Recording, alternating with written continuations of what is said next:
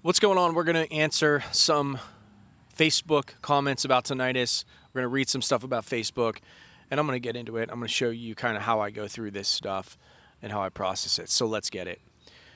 This person says, yesterday I was invited for a few cups of alcohol, Tom, and the tinnitus came to me with a force in the hours until to move my head, the tinnitus was getting worse.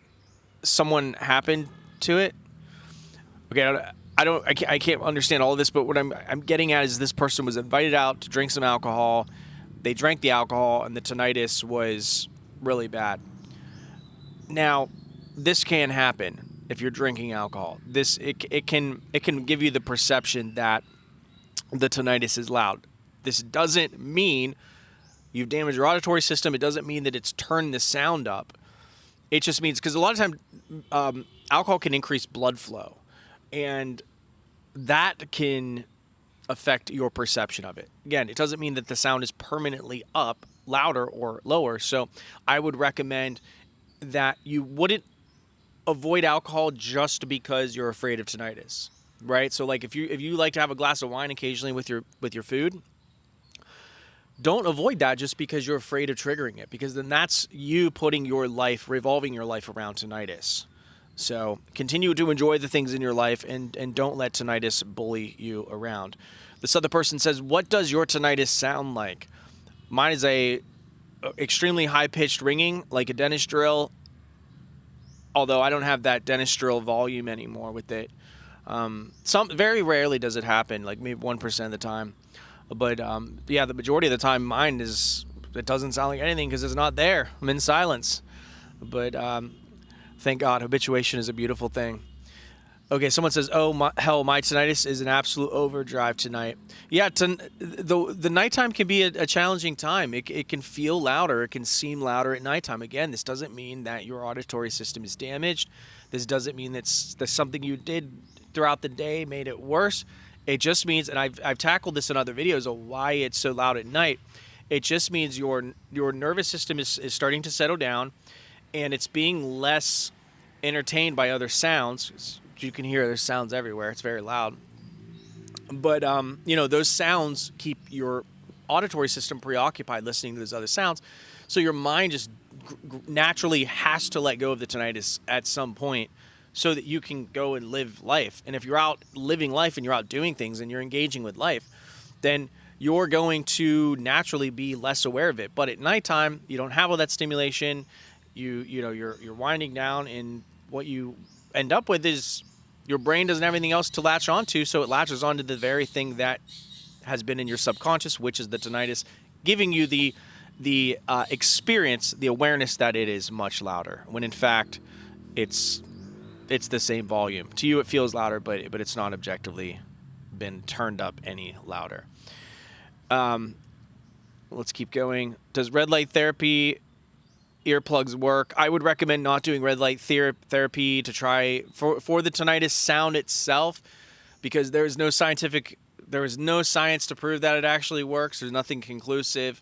Again, if you're trying to do therapies and supplements to try and control the tinnitus sound, this is going to tell your brain that it is a threat, and your brain is going to continue to amplify the sound to you. This person said, the big C, I'm going to just call it the big C because I don't want to get, with YouTube, it's been kind of touchy with that, but what's keeping it complete solution? Okay, this is the basically trying to promote something to you here. Let's keep going. Science discovered that infrared light could turn off tinnitus from the brain. Oh, another cure. Here we go. Everyone's going to pile on and read this and hope and, oh, when's it coming? Listen, this stuff, let me tell you something. This stuff, a lot of these articles don't know what they're talking about. From what I have read, there is nothing coming down the pike as far as cures. They don't even have anything in like trials right now. Everything that they've put out has failed miserably. Failed. Okay? When you read these articles, don't get your hopes up. Don't even look at these articles, because this is going to keep you on the edge. oh, maybe I need to find a cure and stop the tinnitus, which is going to keep you stuck in the loop, amplify the sound. It's gonna prevent you from habituation. So just don't even read those. Don't even entertain them. Definitely don't go comment on them, and don't get stuck in this trap. All this stuff is a trap. If you get on here and you're, you know, trying to prevent and do all of that. I'm showing this so you know how to navigate this, because it can be a landmine. Okay. Does anyone ever get a quiet day when the ringing just stops? Yeah, every day for me. Every day, because I'm habituated. Some days, some people will get days where they notice it less, that's less perceived, and that's because they're probably on their way to habituation, right? But then they'll pathologize it. Why that day was it quieter, when it's just, you were probably more engaged with life, you were probably more grounded, you probably had other things to do, and your brain forgot about the sound. If it can do that one day, it can do that for the rest of your life. So people are brushing up against habituation. They're brushing up against the cure.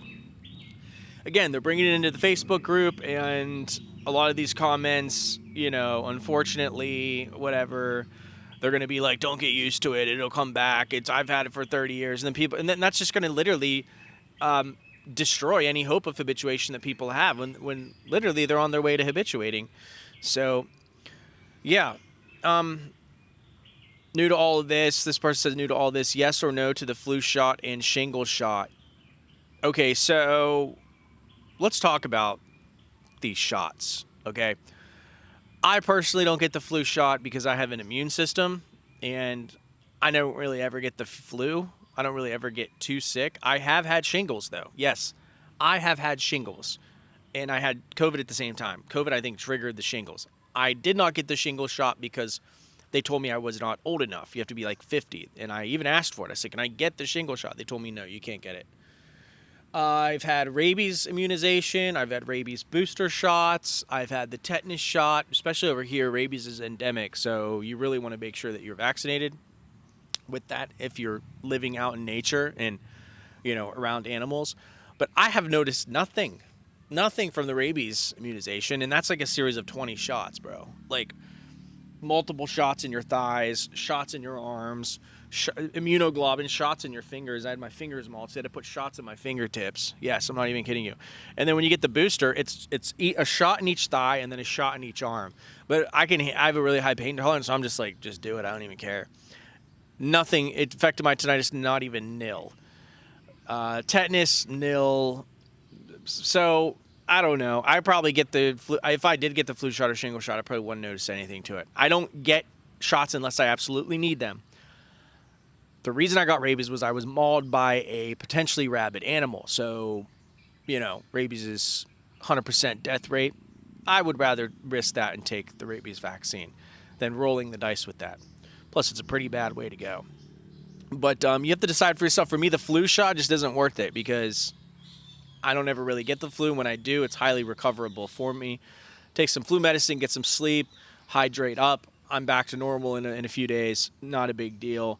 Shingles is pretty brutal. It's survivable. Like, it's just really painful. It's not like, I don't think it's harmful to you. Like, I didn't feel like I was going to die. I just felt very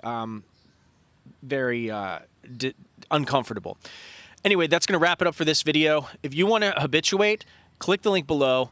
Or go to tinnitus.health, type it in any web browser. Also put a pinned comment below. Make sure to subscribe and like this video. It really helps the algorithm. I will talk to you later. Until next time, peace.